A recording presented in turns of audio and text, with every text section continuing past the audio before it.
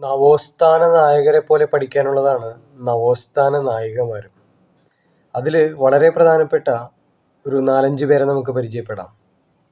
ആദ്യം നമുക്ക് AV കുട്ടിമാളു അമ്മയെ പരിചയപ്പെടാം.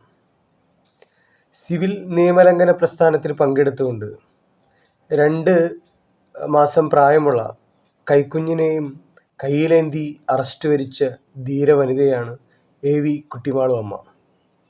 ക്വിറ്റ് ഇന്ത്യ സമരത്തിൽ പങ്കെടുത്ത് കുട്ടിമാളു അമ്മ 2 വർഷക്കാലം ജയിൽവാസം അനുഭവിച്ചു. അടുത്തൊരാളാണ് അന്ന ചാണ്ടി. നിയമബിരുദം നേടിയ ആദ്യ കേരളീയ വനിതയാണ് അന്ന ചാണ്ടി. ഇന്ത്യയിലെ ആദ്യത്തെ വനിതാ ജഡ്ജിയാണ് അന്ന ചാണ്ടി.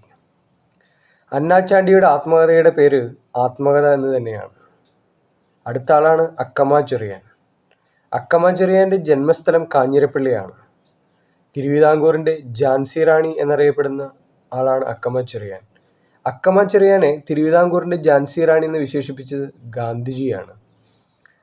അക്കമ്മ ചെറിയാൻ കേരളത്തിൻ്റെ ജവാൻ ഓഫ് ആർക്ക് എന്ന പേരിൽ അറിയപ്പെടുന്നു.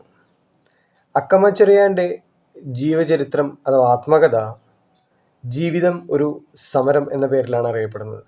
1114 കഥ എന്ന കൃതി രചിച്ചത് അക്കമ്മ ചെറിയാനാണ്. അക്കമ്മ ചെറിയാൻ്റെ പ്രതിമ സ്ഥാപിച്ചിരിക്കുന്നത് വെള്ളിയമ്പലത്താണ്. അടുത്തതാണ് ആര്യാപ്പള്ളം. പാലിയം സത്യാഗ്രഹത്തിൻ്റെ ഭാഗമായിട്ട് നമ്പൂതിരി സ്ത്രീകളുടെ ജാഥ നയിച്ചത് ആര്യാപ്പള്ളമാണ്. VT ഭട്ടതിരിപ്പാടിൻ്റെ ആഹ്വാനത്തെ തുടർന്ന് നമ്പൂതിരി സ്ത്രീകൾ മറക്കുട ബഹിഷ്കരണ യാത്രയിൽ നേതൃത്വം നൽകിയത് ആര്യാപ്പള്ളമാണ്. ലളിതാംബിക അന്തർജനം. അമ്മയുടെ പേര് ആര്യ അന്തർജനം എന്നായിരുന്നു. വിധവാ വിവാഹം പ്രമേയമാക്കിയിട്ട് ലളിതാംബിക അന്തർജനം രചിച്ച നാടകമാണ് പുനർജന്മം. ആദ്യ കവിതാ സമാഹാരം ലളിതാഞ്ജലി എന്നാണ്. ലളിതാംബിക അന്തർജനം എഴുതിയ ഒരേയൊരു നോവൽ അഗ്നിസാക്ഷിയാണ്. അഗ്നിസാക്ഷിക്ക് കേരള സാഹിത്യ അക്കാദമി അവാർഡുകൾ ലഭിച്ചിട്ടുണ്ട് 1977.